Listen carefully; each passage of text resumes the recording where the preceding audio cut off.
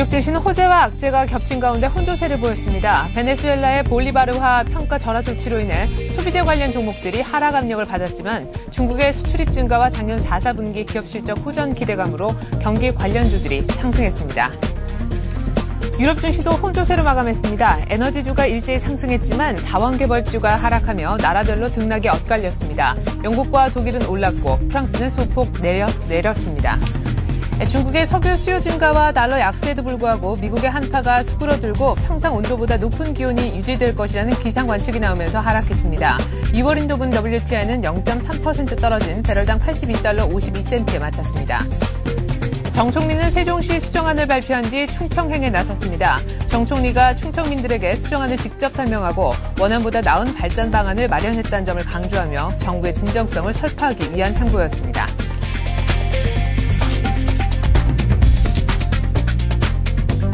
안녕하십니까. 이슈의 마켓의 최리나입니다. 간밤에 열렸던 뉴욕 증시가 혼조세로 마쳤습니다. 4분기 어닝 시즌에 대한 기업 실적 개선 기대감 때문에 다우와 S&P 500은 올랐지만 나스닥은 떨어지는 혼조세를 보인 것인데요. 다우는 0.4% 올라서 1663을 기록했습니다. 하지만 그 전날 나왔었던 미국의 12월 고용지표가 좋지 못하면서 이것이 소비 부진으로 이어지진 않을까라는 우려가 결국 기술주의 발목을 잡았는데요. 때문에 나스닥은 0.2%가량 빠지면서 2312로 끝났습니다. 이 밖에 중국 쪽에서 좀 좋은 얘기가 들려서 에너지 원자재주는 강세를 보이는 업종별 등락이 확연하게 갈리는 뉴욕 증시 모습이었는데요. 보다 자세한 글로벌 증시 전문가와 함께 알아보겠습니다. 리딩 투자증권에서 우성재 연구원 나오셨습니다. 안녕하세요. 네, 안녕하세요. 네, 혼조로 끝났네요. 예, 지금 다우 지수는 이제 상승으로 장 마감했었고 나스닥 지수는 0.21% 하락으로 장 마감했습니다. 다우 지수 기준으로 봤을 때 0.43% 상승한 1663포인트대 장 움직임 보여주면서 계속적인 상승 추세를 이끌고 있는 모습을 보여주고 있는데요. 저는 다우 지수 기준으로 봤을 때 4거래일 연속 상승을 하면서 연중 52주 최고치를 계속적으로 갱신하고 있는 모습 보여주고 있습니다. 이와 반면 나스닥 지수 하락으로 장 마감했습니다. 0.1% 하락한 2312.41포인트에 장 마감하면서 다우 지수와는 다른 움직임을 보이면서 장 마감하는 모습이었습니다. 다우 지수의 일봉 흐름 차트 한번 보시겠습니다. 네. 다우 지수 지금 계속적인 상승 랠리를 이끌어 나가면서 52주 기준으로 봤을 때는 연중 최고치를 계속적으로 갱신하고 있는 모습을 보여주고 있는데요. 다우지수의 차트를 조금 더 짧게 봤을 경우 다우지수가 계속적인 상승 추세를 이끌어 나가면서 밴드 부분을 상향 돌파하고 있는 모습을 보여주고 있습니다. 결국 이번 밴드를 돌파하는 모습을 보이면서 다우지수가 11,000포인트 선까지 상승할 수 있는 여력이 생길지 여부가 중요할 것으로 보이고 있는 가운데 결국 이러한 흐름이 이어져 나갔을 경우 11,000포인트의 돌파 여부를 확인하셔야 될 것 같습니다.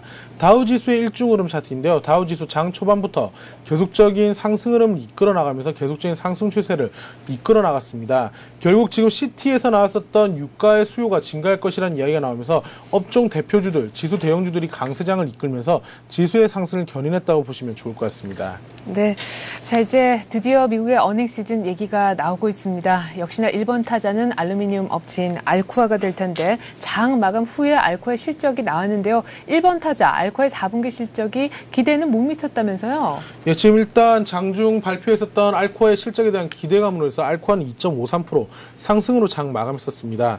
지금 알코아의 4분기 순이익이 주당 1센트, 특별 항목을 제외했을 경우에는 지금 주당 7센트의 순이익을 기록을 한 것으로 나타나면서 시장 예상치를 다소 하회하긴 했었지만 큰 폭의 하회를 안 했던 만큼 시장에서의 큰 급락은 없을 것으로 보여지고 있습니다. 지금 4분기 매출액이 54억 3천만 달러로 예상치를 큰 폭으로 상회하는 모습을 보여줬었는데요. 지금 시장 예상치보다 좋은 모습을 보이고 있기 때문에 계속적인 상승 추세를 이끌어 나갈 수 있는 힘은 만들어지고 있다고 보시면 좋을 것 같습니다. 결국 매출은 증가하고 있지만 원자재 가격의 상승으로 인해서 지금 이러한 부분에 대한 부담감은 나오고 있지만 결국 지금 손실 폭을 축소하고 있는 만큼 계속적인 상승 추세 기조를 이끌어 나갈 확률은 높다라고 보시면 좋을 것 같습니다. 네, 일단 알코아의 4분기 실적을 알아봤습니다. 기대치는 소폭 조금 미흡한 그런 모습이었는데 일단 첫 번째 타자가 조금 기대치에 미흡해서 말이죠. 나머지 전반적인 미국의 4분기 어닝 시즌 분위기는 어떨지도 여쭤보지 않을 수가 없는데 2007년 2분기 이후에 처음으로 기업들의 순이익이 증가할 것이다라는 다소 긍정적인 전망도 나오고 있는 모양이던데요. 어떤 식의 전망을 하시겠습니까? 예, 일단은 지금 톰슨 로이터에서 S&P 500에 대한 기업에 대한 영업이익이 전년 동기 대비 3배 3배 가까이 증가할 것이라는 전망치가 나왔었습니다. 지금 톰슨 로이터 같은 경우에는 기업들의 실적 및 전망치를 계속적으로 조사를 하고 있는 회사인 만큼 지금 이번 발표가 시장에서의 기대감을 나타나고 있는 모습을 보여주고 있습니다. S&P 500 지수의 기업들의 4분기 PER이 15.8로 기대되고 있다는 언급을 내놨었는데요. 2008년도 4분기 PER이 5.6이었던 것을 감안했을 경우에는 계속적인 개선세가 나타나고 있다는 모습을 보이고 있습니다. 지금 10분기 만에 첫 증가세가 전망이 되는 만큼 계속적인 상승 추세를 이끌어 나갈 수 있을지 여부가 중요할 것 같습니다. 지금 B&I 컨버젝스 그룹 같은 경우는 다우존스 지수에 편입되어 있는 기업들의 4분기 매출액이 전년 동기 대비 7.6% 증가할 것이라는 언급을 내놨었습니다. 계속적인 이러한 순이익 그리고 이제 4분기 어닝 서프라이즈 이후에 다시금 결산 실적이 발표되는 만큼 4분기의 실적에 대한 기대감이 다시금 또 나타나면서 과연 어닝 시즌에서의 서프라이즈가 다시 한번 지수의 상승을 주도할 수 있을지 여부를 확인해 보셔야 될 것 같습니다. 네, 좋습니다. 일단은 4분기 어닝 서프라이즈까지는 아니더라도 굉장히 긍정적인 모습을 지금 전문가들은 기대를 하고 있는 모습인데, 자, 그렇다면 조금 더 범위를 좁혀서 말이죠. 미국의 4분기 어닝 시즌 최대 수혜 업종, 수혜주는 어떤 것이 될 거라고 보십니까? 일단 지금 블룸버그에서 나왔던 이야기로 봤을 때 금융주에 대해서 지금 가장 큰 최대 수혜주가 될 것이라는 언급을 내놨었는데요. 이에 반면 어제 같은 경우 시티그룹에서 지난주 금요일날 시티그룹에서는 JP모건 그리고 골드만삭스 등 주요 은행들에 대해서 실적 전망치를 하향 조정하면서 금융주들이 약세 움직임을 보여주었습니다. 하지만 오늘 마감했던 미국장에서는 블룸버그에서의 은행 수익성이 120% 증가할 것이라는 예상치가 나오면서 금융주들 또한 상승으로 장 마감했었는데요. 결국 지금 이러한 이야기가 나오고 있는 모습을 보였을 때 은행주들에 대한 저평가에 대한 의견이 계속적으로 나오고 있다는 언급 또한 시장에서의 기대감을 나타내고 있습니다.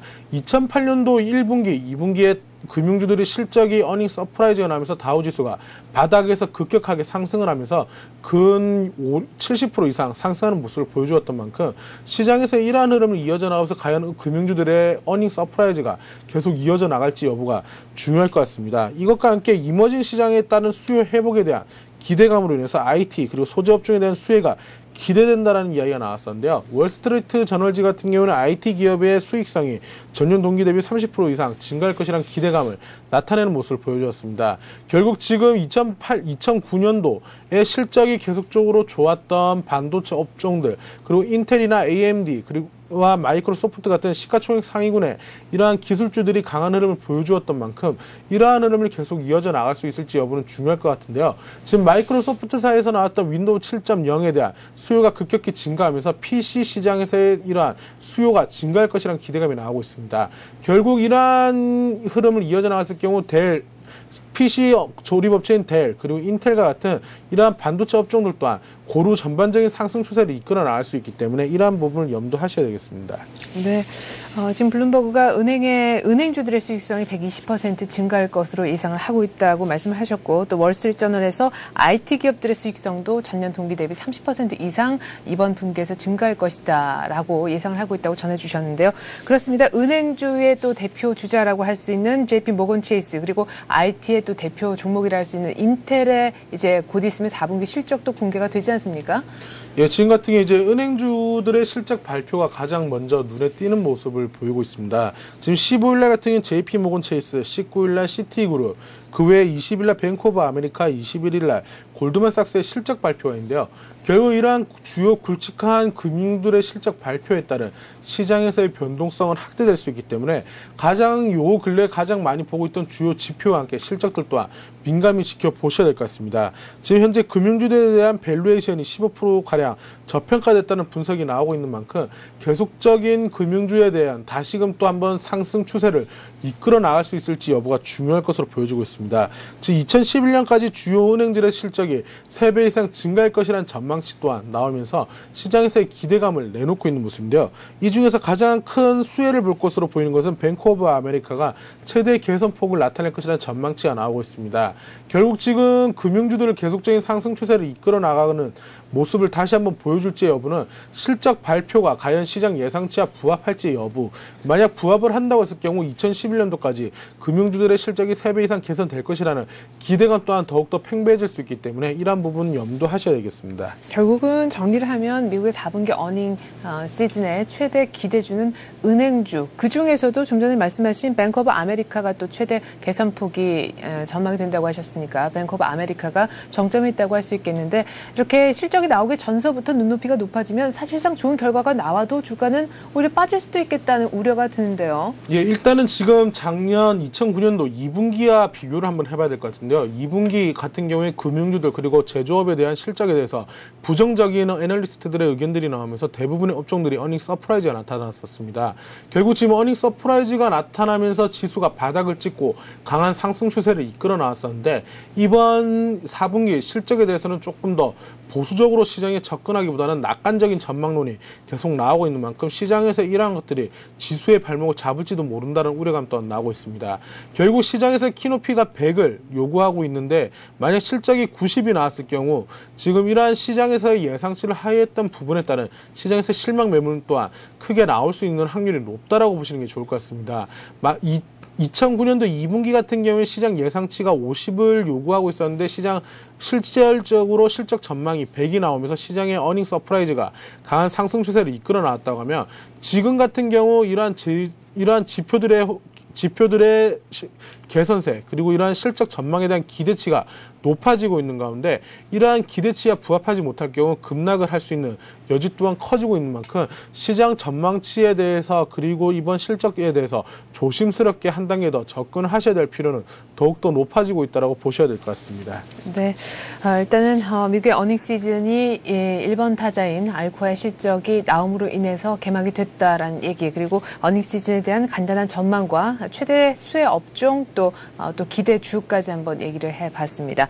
자, 그리고 간밤에 있었던 뉴욕 증시에 또 악재가 있었습니다. 사실 처음으로 실적을 내놓았던 알코아의 그 실적 자체는 장이 마감된 이후에 나왔고, 장 중에는 기대감 때문에 전반적인 분위기가 좋아서 악재라고 할 수 없었는데요. 베네수엘라의 통화가 평가 절하됐다고 합니다. 50%나 절하가 됐다면서 이것이 악재였죠. 예, 지금 베네수엘라 같은 경우에 지금 볼리바르화를 이제 50% 평가 절하한다라고 발표를 했었습니다.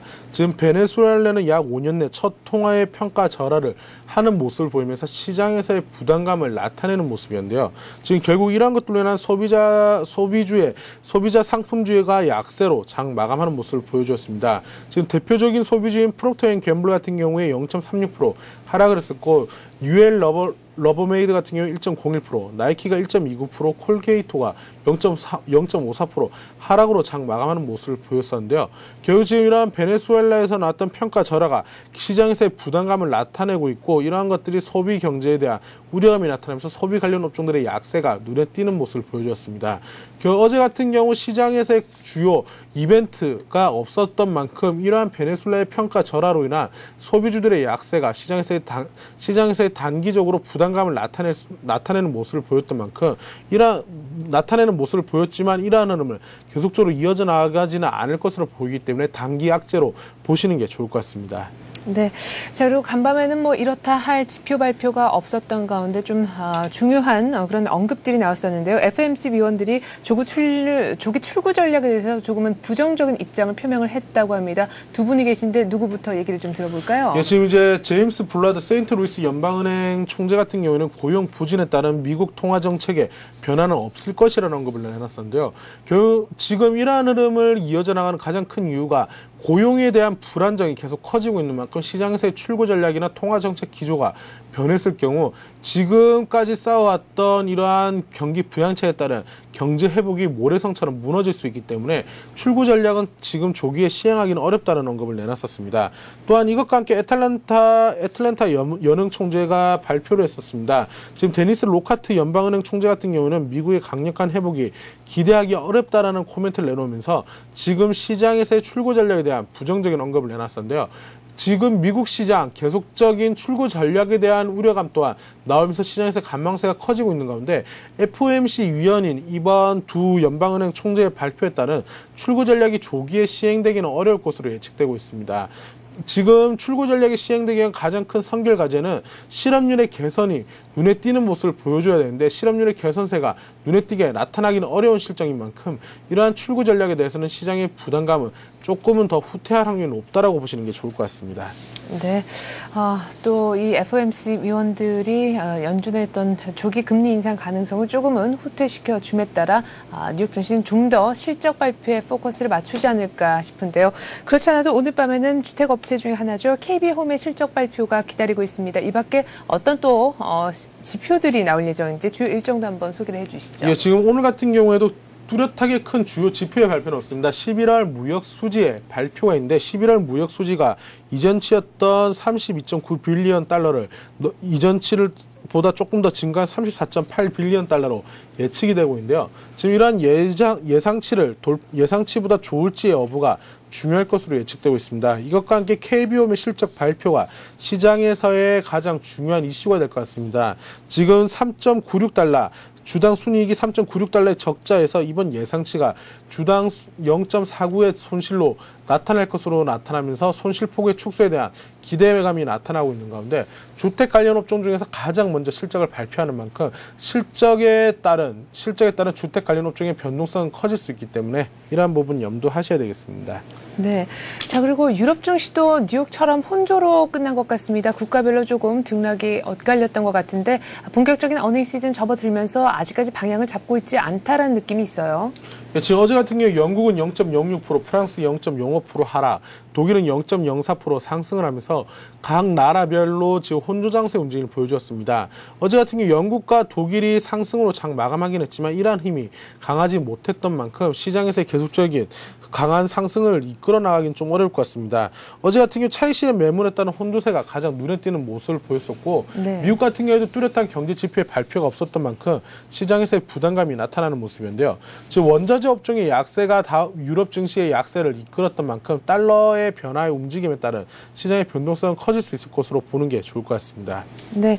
한편 유가는 한파가 끝날 것이라는 기사 관측이 있으면서 소폭 좀 떨어진 것 같은데 국제 유가 또 상품 가격 쪽도 좀 짚어주시죠. 예, 지금 어제 같은 경우 유가는 0.3% 하락한 배럴당 82.52달러에 장 마감했습니다. 달러의 약세 기조로 인해서 84불까지 돌파하는 모습도 보여주었었는데 결국은 지금 유가에 따른 수요의 감소에 대한 수요의 감소에 대한 기대감이 나오면서 유가는 0.3% 하락을 했었고 금값은 달러 약세로 인한 1.1% 상승을 하면서 계속적인 상승 추세 기조를 이끌어 나가는 모습입니다. 온수당 1151.40달러로 장 마감을 했었던 만큼 달러 약세 기조에 따른 시장의 변동성은 커지기 때문에 이런 달러 약세 기조에 따른 움직임을 계속 보아야 될 것 같습니다. 결국은 지금 달러 약세로 인한 달러 인덱스가 76.99로 장 마감을 했던 만큼 달러 약세 기조가 얼마나 더 이끌어 나갈지 여부에 따라서 금값과 유가의 움직임 민감하게 접근하셔야겠습니다. 네, 잘 들었습니다. 이렇게 오늘 글로벌 증시는요. 리딩 투자증권 우성재 연구원과 함께 자세히 알아봤습니다. 말씀 고맙습니다. 네, 고맙습니다.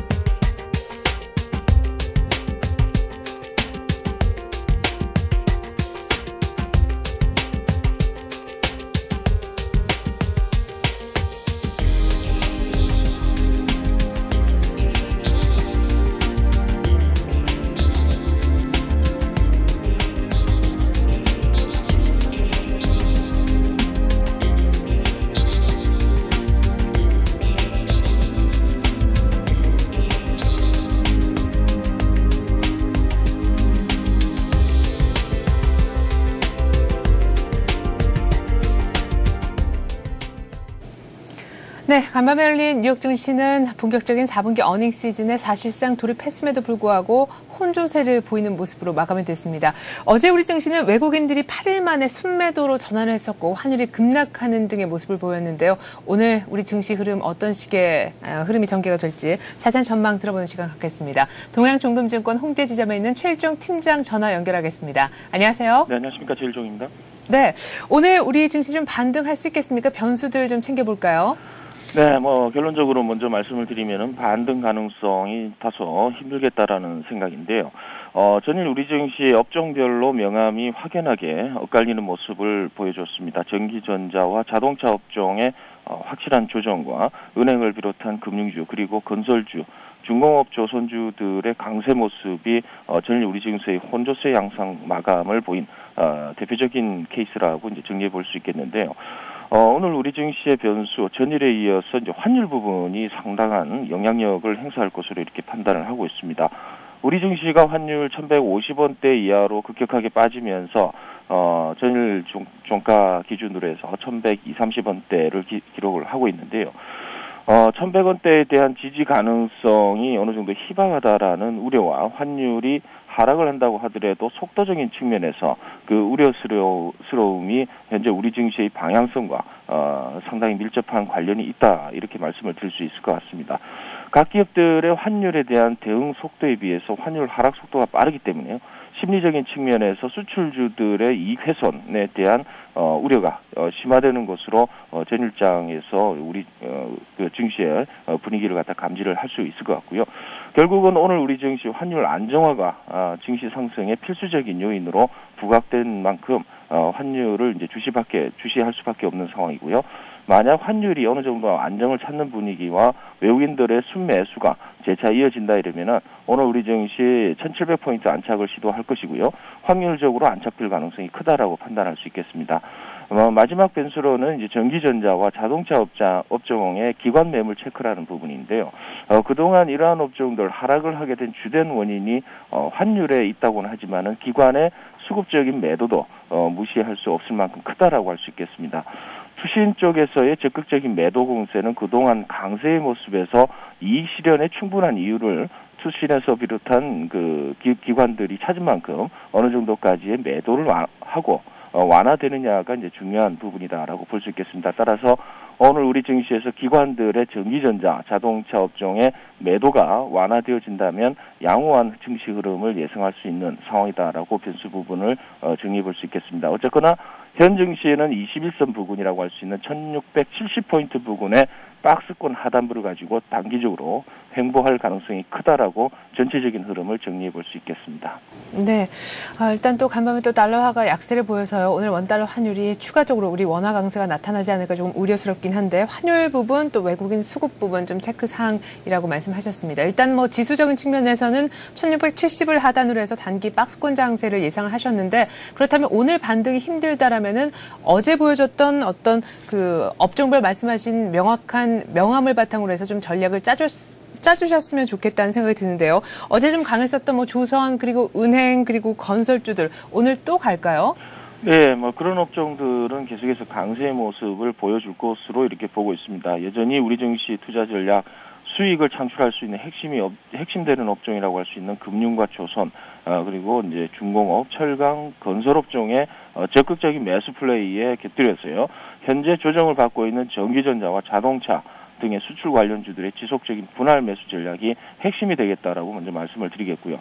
전일 강세 업종, 은행 업종이 되겠습니다만은 하나금융 지주라든가 우리금융 등의 상승 흐름은 기존의 다른 강세 대형주들과는 차별화되는 상당히 좀 강세의 모습을 보였다라고 판단할 수 있겠는데 이러한 업종으로의 접근 전략 시초가 부근에서의 강세 모양새를 보였을 때 눌림목 형성 시에 매수 접근하는 것이 좋을 것으로 판단이 되고요. 조선과 철강, 건설업종 등의 종목들은 종목 확산 개념에서의 그 매매 전략보다는 핵심 종목, 즉 강세 종목으로 종목 확산을 경계하는 차별화된 종목 선정 매매를 해야 될 것으로 말씀을 드려보겠습니다. 나머지 전기전자와 자동차 업종으로는 지속적으로 외국인들 매수세가 이어져 나오는 만큼 수익 창출은 시간이 다소 걸리는 상황이다라고 말씀드려보겠습니다. 따라서 이러한 부분에 있어서는 철저히 분할 매수로 중기 보유 전략으로 이제 매매하실 것을 오늘 투자 전략으로 정리해 보겠고요. 그리고 계속해서 테마 종목들 그리고 정부 정책 관련주들 이러한 종목들에 대한 탄력성이 상당히 큽니다. 그래서 테마주들에 대한 관심도 단기 매매 차원에서 필요하다라고 말씀을 드려보겠습니다.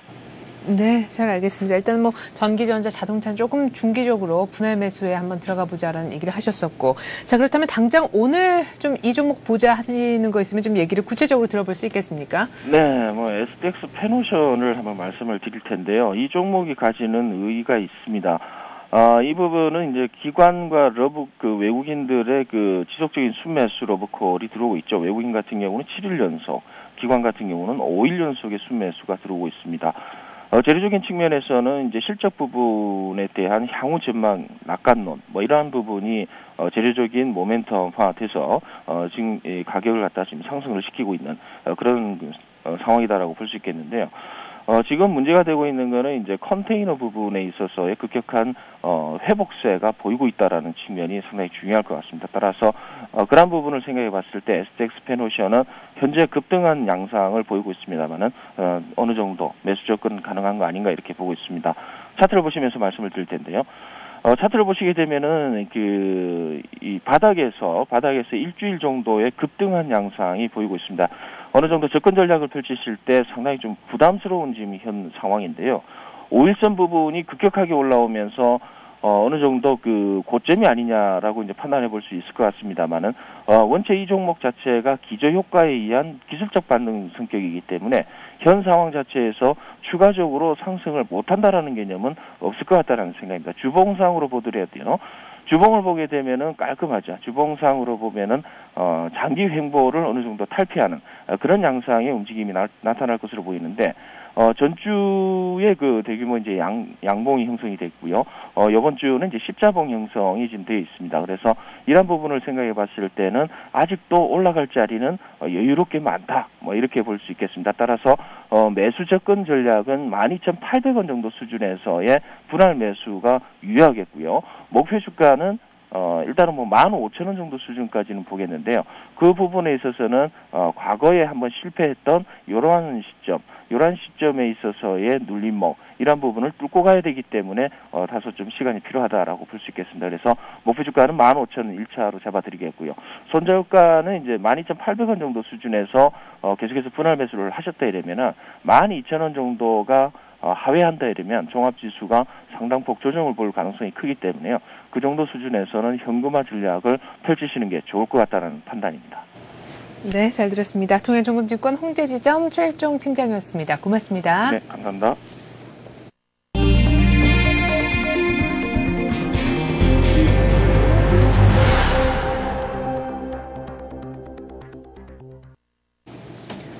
정부가 부처 이전을 백지화하고 교육과학 중심 경제도시로 육성하는 세종시 수정안을 발표했습니다. 이렇게 해서 오는 2020년까지 세종시를 인구 50만의 자족도시로 만들겠다는 게 정부의 구상인데요. 우여곡절 끝에 수정안이 발표되긴 했지만 국회에서 법안이 통과가 돼야 시행이 될 수 있기 때문에 본격적인 힘겨루기는 지금부터라는 분석이 나오고 있습니다.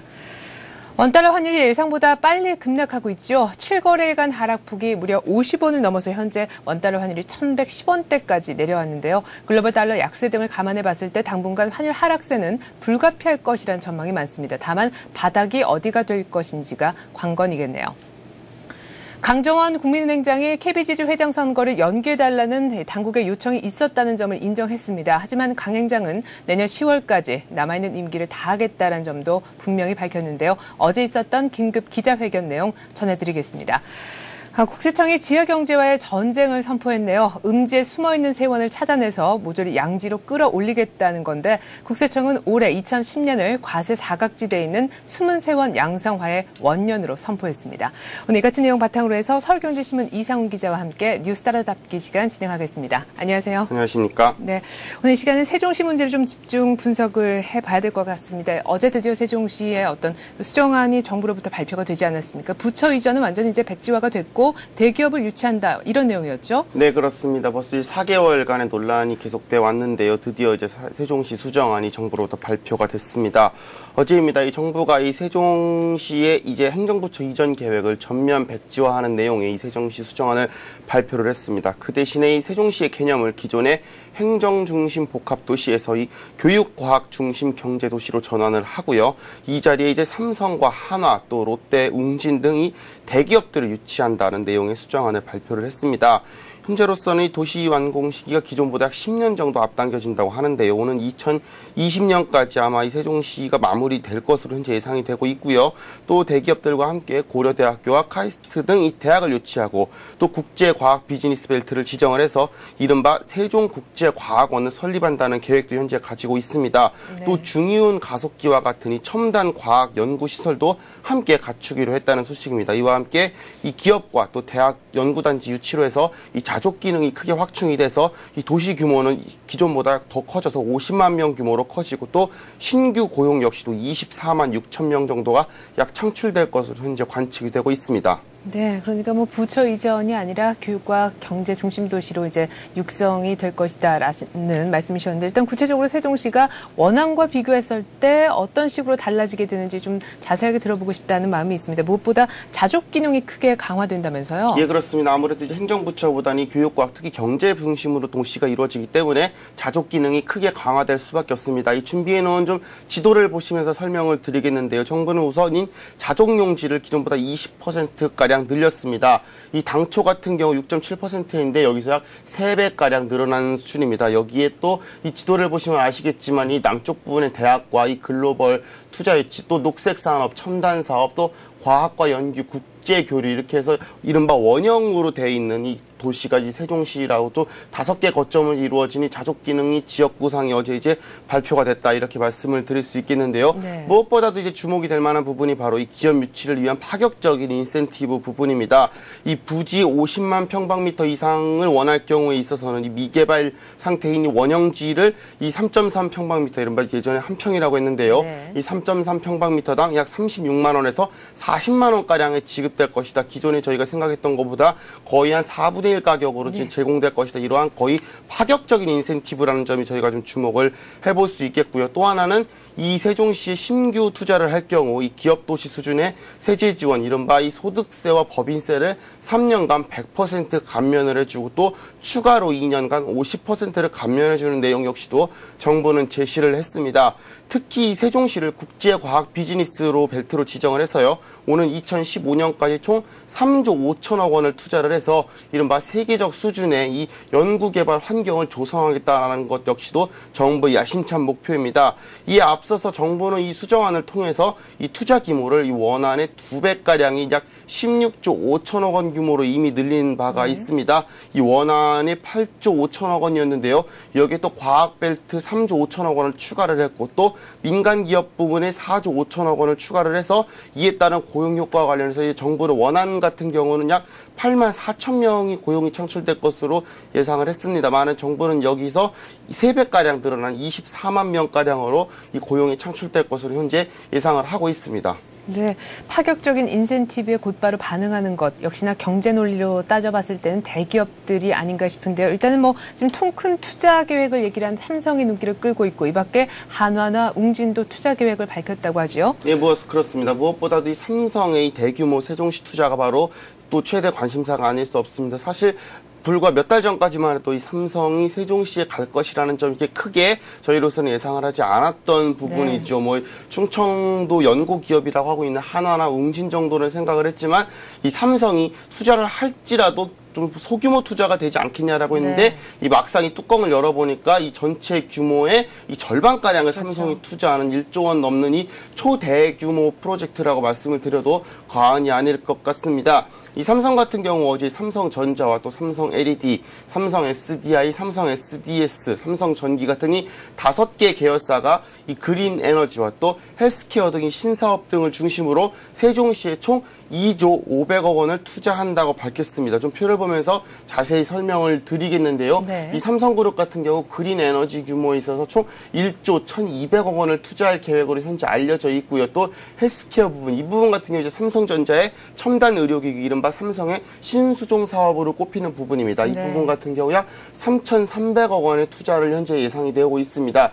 이 밖에 데이터 센터와 콘택트 센터 같은 경우 이제 과거에 콜센터로 불리던 것인데 이번에 있어서 이름을 바꿔서 콘택트 센터라고 이름을 바꿨다고 합니다. 그렇군요. 이 부분에 있어서 약 1,500억 원의 투자를 현재 예상이 되고 있고요. 또 삼성전기 공장 같은 경우 연기군에 있어서 총 4,500억 원의 투자, 이렇게 해서 총 합쳐보면 총 2조 5천억 원의 투자가 현재 좀 예상이 돼 있는 상황입니다. 하지만 이제 세종시 입주가 당초 좀 유력할 것으로 알려져 있더니 바일로시밀러 사업 같은 경우 이번 투자 계획에서 좀 제외하기로 했다는 소식도 들려와 있습니다. 네네. 이와 함께 이제 다른 그룹들도 이제 세종시에 투자할 계획이 현재 지금 밝혀져 있는데요. 롯데 같은 경우 이제 세종시 총 6만 6천 제곱미터 부지에 2020년까지 총 1억 원 규모를 투자를 해서 이 식품 바이오 연구소를 설립하기로 했다는 소식 들려와 있습니다. 또 웅진그룹 같은 경우 웅진코웨이 등 3개 계열사가 총 9천억 원을 투자하기로 했고요. 또 한화그룹 역시도 이 한화석유화학과 대한생명 등 총 4개 계열사의 연구소와 또 신규 공장을 입주시키기로 했다는 소식도 현재 들려와 있는 상황입니다. 네. 하지만 이것은 모든 유인책에도 불구하고 사실 기업들은 또 반길만 하다고 할지라도 이 세종시 수정안이 결국 국회를 통과할 수 있을지가 최대 관건이라고 할 수 있겠는데요. 야당은 물론이고 여당 내에 지금 뭐 친박 계열에서도 반발이 아주 크지 않습니까? 그렇습니다. 결국 이 문제 같은 경우 정치적으로 풀릴 수밖에 없다는 것이 결국 전반적인 견해 아니겠습니까? 이 세종시 자체가 애초에 시작 자체가 정치적으로 시작이 된 문제이고 또 이 수정안 자체도 어떻게 보면 또 정치적인 문제로 빚어졌기 때문에 결국 해결 역시도 정치적으로 될 수밖에 없다는 것이 이 전반적인 견해입니다. 이 정부는 물론 최선을 다해서 수정안을 만들었다고는 하지만 이 현실화하기까지 결코 넘어야 할 산이 만만치가 않습니다. 우선 이 정부가 수정안을 바탕으로 세종시를 건설하려면은 가장 먼저 선행돼야 할 부분이 바로 관련 법안이 입법이 돼야 된다는 점입니다. 기존에 있었던 세종시 추진 자체가 이 행정중심 복합도시 특별법으로서 이루어졌기 때문에 이번에 수정안 역시도 법으로 이루어져야 되고 이거는 결국 또 국회 법 처리가 이루어져야 된다는 것을 전제로 하는 것입니다. 이 부분에 있어서 결코 만만치가 않은 부분이 있지요. 이 한나라당 같은 경우 당장 여당 내에서도 이 집권당으로서 물론 원내 169석을 확보해서 과반을 넘고 있다고는 하지만 원내 최대 70여 석에 이르고 있다는 이 친박근혜계가 현재로서는 세종시 수정안에 강력하게 반발을 하고 있습니다. 여기에 따라서 또 민주당과 자유선진당 역시도 야당들도 강력하게 반발을 하고 있기 때문에 현재로서는 뭐 그닥이 정치적 지형도가 유리하게 굴러가지만 않고 있다, 이렇게 좀 분석을 해볼 수가 있겠습니다. 특히 이 박근혜 전 대표 같은 경우 행정도시 특별법 제정 당시 당 대표로서 재직을 하고 있었고요. 당시 세종시 원안의 이 찬성 당로를 이끌었던 바 있습니다. 그렇기 때문에 그 누구보다도 이 세종시 수정안에 있어서 좀 더 책임감이 크다고도 볼 수가 있겠는데요. 이 박 전 대표 이미 이 원안이 배제된 수정안에 있어서는 절대적으로 반대한다는 입장을 밝힌 바가 있지 않습니까? 이 오랜 공론화 과정을 통해서 어렵게 마련된 법안이고 또 이명박 대통령 역시도 여러 차례 이미 원안의 골격을 찬성을 했기 때문에 이러한 법안을 뒤집으면 결국은 이 국민들이 정부 정책의 신뢰성을 가질 수 없다는 것이 이 박근혜 전 대표의 논리입니다. 이러한 박 전 대표를 어떻게 설득하느냐가 이번 이 세종시 수정안 처리의 최대 관건이라고 좀 말씀을 드릴 수 있겠습니다. 특히 또 6월 달에 지방선거 일정이 맞물리지 않고 있지 않겠습니까? 이러한 부분에 있어서 이 세종시 수정 문제가 계속적으로 쟁점화가 될 경우 결국 이번 지방선거와 또 맞물려서 어떻게 보면은 이 처리가 한없이 지연될 수 있다는 점 저희가 이 지적을 해볼 수 있겠습니다. 네, 일단 뭐 여여 내용까지 겹쳐서 지금 세종시 문제가 다시금 국회 통과 이외에도 여러 가지 정치적인 문제를 또 안고 있는 것 같은데 부디 좀 이 실타래가 잘 풀렸으면 하는 바람이 있습니다. 자, 그리고 원달러 환율 얘기로 화제를 좀 돌려보겠습니다. 어제 서울 외환시장이 아주 요동을 쳤죠. 1,119원 정도로 끝이 났는데 당국의 개입도 좀 눈에 띄었습니다. 앞으로 얼마까지 내려갈 것인가가 관건인데 1,110원대도 무너질 수 있겠다 싶기도 하거든요. 어제 상황 간단하게 짚어주시고 앞으로 전망도 좀 해주시죠. 네, 그렇습니다. 원달러 환율이 이제 20여일 만에 무려 60원 이상 빠졌습니다. 어제 같은 경우 이 원달러 환율이 지난 주말보다 10원 70전 하락하니 1,119원 80전으로 마감을 했습니다. 이 목표를 보면서 아실 수 있겠지만은 뭐 올 들어서 하루도 빠지지 않고 현재 원화값이 계속적으로 떨어지는 모습을 현재 좀 보실 수 있을 겁니다. 특히 장중에 1,100원대로 환율이 하락을 한 것은 지난 2008년 9월 22일 이때 당시 1,117원을 기록했는데 이때 이후 처음이라고 말씀을 드릴 수 있겠습니다. 이 무엇보다도 이 원달러 환율이 이렇게까지 빠지는 것은 두 가지 요인으로 좀 지적을 해볼 수 있겠습니다. 있겠습니다. 캐리 트레이드를 이끌고 있는 이 달러화 약세가 계속이 되고 있고요. 또 이머징 국가의 대표 통화라고 할 수 있는 이 중국의 위안화 강세가 계속적으로 이 환율 하락의 주요 원인으로 현재 좀 지적을 해볼 수 있겠습니다. 특히 이제 미국의 고용 지표가 계속적으로 부진하고 있지 않습니까? 또 여기에 또 경기 회복이 늦춰질 것으로 예상이 되면서 좀 한마디로 이 가치가 떨어진 달러를 빌려서 이 이머징 국가 주식에 투자하는 이 캐리 트레이드가 계속적으로 좀 일어나고 있습니다. 이렇게까지 환율이 떨어지고 있으니까 이제 정부로서도 직접적으로 이 구두 개입에 나서는 좀 초강수를 두기로 했는데요. 외환 당국자 같은 경우 어제 오후에 직접적으로 언급을 했습니다. 이 역외 시장 참가자들의 투기적 달러 매도가 좀 더 심각한 수준에 이르렀다면서 정부로서는 이를 바로잡는 조치를 강구하고 있다. 현재 이렇게 밝혔습니다. 하지만 이러한 정부의 개입에도 불구하고 현재로서는 이 원달러 시장 같은 경우 1110원대가 깨지는 것은 시간 문제이고 또 일시적으로나마 1100원대까지도 현재 붕괴될 수 있지 않을까, 이러한 또 안 좋은 이야기까지도 계속적으로 나오고 있습니다. 물론 환율이 오르거나 떨어지거나 둘 다 이제 양면의 칼이 있기 때문에 이거 어떤 한쪽에 있어서 큰 문제라고 볼 수는 없겠지만 결국 이 환율 문제 같은 경우는 가장 큰 문제가 바로 이 변화의 속도와 폭이라고 말씀을 드릴 수 있겠는데요. 급격하게 환율 하락이 진행될 경우 결국 우리나라 수출업체들에게 직격탄이 될 수밖에 없고요. 우리의 경제 회복에 있어서도 결국은 악재가 될 수밖에 없다고 이렇게 분석을 해볼 수 있겠습니다. 네. 자, 다음으로 금융권의 화제 인물 강정원 국민은행장 얘기를 좀 해보겠습니다. 지금 급하게 또 어제 긴급 기자회견을 가졌습니다. 최근 관치금융 논란이 일고 있는 가운데 10월 말로 예정이 된 자기의 그 임기는 다 채우겠다라고 얘기를 했더라고요. 네, 그렇습니다. 강정원 국민은행장 최근 들어 참 말도 많고 탈도 많은 이 KB금융지주 국민은행 회장인데요. 국민은행장인데요. 어제 긴급 기자회견을 가졌습니다. 이 자리에서 이 강 행장 같은 경우 회정자 내정 철회는 스스로 본인이 판단한 것으로 관치와 무관하다면서 행장 임기는 10월 말까지고 주어진 기간에 소임을 다할 것이다 이렇게 밝혔습니다. 한마디로 당장 물러날 일은 없다 이렇게 밝힌 것이지요. 그럼에도 이 강 행장 같은 경우 앞에서 말인 관치가 무관하다고 한 말과 조금은 또 핀트가 어긋나는 이야기를 해서 또 관심을 끌었는데요. 이사회 의장에게 이 KB금융회장 이 선임 연기 요청이 있었던 것으로 안다면서 외압이 아니었다고 판단해 선임 절차를 진행한 것으로 본다고 말해서 좀 다시금 이 논란이 빚어지기도 했습니다. 한편에서는 관치가 아니다라고 했지만 또 한편에서는 관치가 있었음을 좀 비치는 뉘앙스를 보이는 말을 해서 좀 이 은행계 전반적으로 좀 말이 좀 많았습니다. 어제 같은 경우 또 최근 국민은행 임원인사와 관련해서 이 강 행장 같은 경우는 이 친정체제 구축은 아니라고 해명을 하고요. 또 과거에 있어서 이 카자흐스탄 은행 투자 손실 같은 경우에 대해서도 이 당국의 검사 결과를 보면 해명될 것이라면서 좀 더 당당한 모습을 밝히기도 했습니다. 이 KB금융회장 선임 같은 경우 이제 최근에 있어서 이 금융계의 가장 큰 핫 이슈라고 말씀을 드릴 수 있겠는데요. 물론 이 외압이 없었다고는 이야기를 했지만 이 곳곳에서 당국의 관여 흔적이 포착이 되고 있고요. 또 금융당국의 종합검사가 시작이 되면 과연 관치 논란 어디까지 확산될 것인가가 또 엿보이고 있습니다. 또 하나 문제는 이제 이번에 임기가 보장된 은행장으로서 또 역할을 다하고 조직을 조이겠다 이렇게 말을 했는데요. 어떻게 보면 계속적으로 혼란이 있는 상황에서 계속적으로 논란을 빚고 있는 이 강정원 행장이 직접적으로 이렇게 큰 인사권을 부리는 문제 역시도 과연 이 금융계에서 어떻게 받아들여질지 앞으로 지속적으로 좀 관심을 쏟아야 되는 대목이 아닐 수 없겠습니다. 네. 강정원 행장의 어제 있었던 긴급 기자회견 내용을 간단하게 들어봤습니다. 그리고 국세청이 어제요, 과세 사각지대에 숨어있는 이른바 지하경제와 전쟁을 선포를 했습니다. 앞으로 전쟁을 앞둔 국세청의 전술이 뭔지 궁금한데요. 네, 그렇습니다. 어제 국세청이 전국 세무관서장 회의를 개최를 했습니다. 이 자리에서 이 배경호 국세청장이 올해를 과세 사각지대에 있는 이 숨은 세원 양성화의 원년으로 선포를 하고 이 지하 경제와의 전쟁을 선포를 했습니다.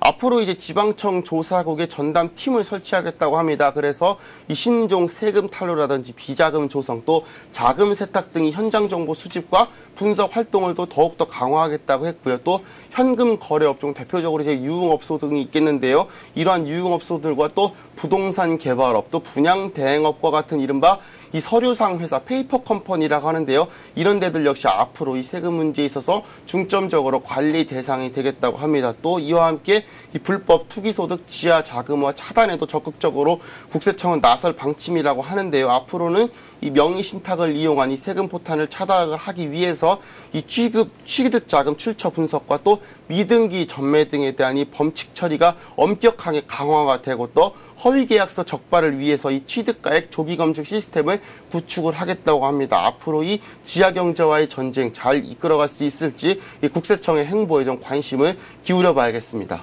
네, 잘 들었습니다. 서울경제신문 이상훈 기자였습니다. 고맙습니다. 고맙습니다.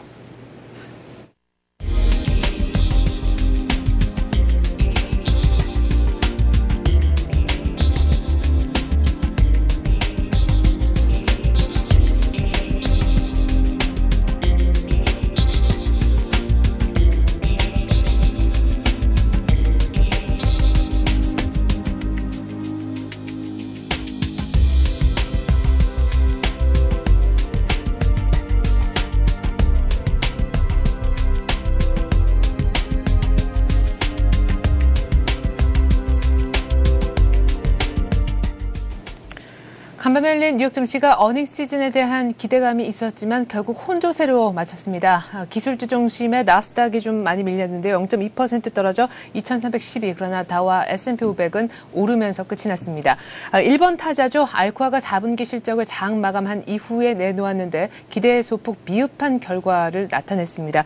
이제 오늘 밤에는 이렇다 할 지표는 없는 가운데 속속들이 아주 굵직한 종목들의 4분기 실적이 공개될 것 같습니다. 이게 어닝 시즌에 대한 관심 늦추지 마시길 바라겠고요. 전 내일 다시 오겠습니다. 고맙습니다.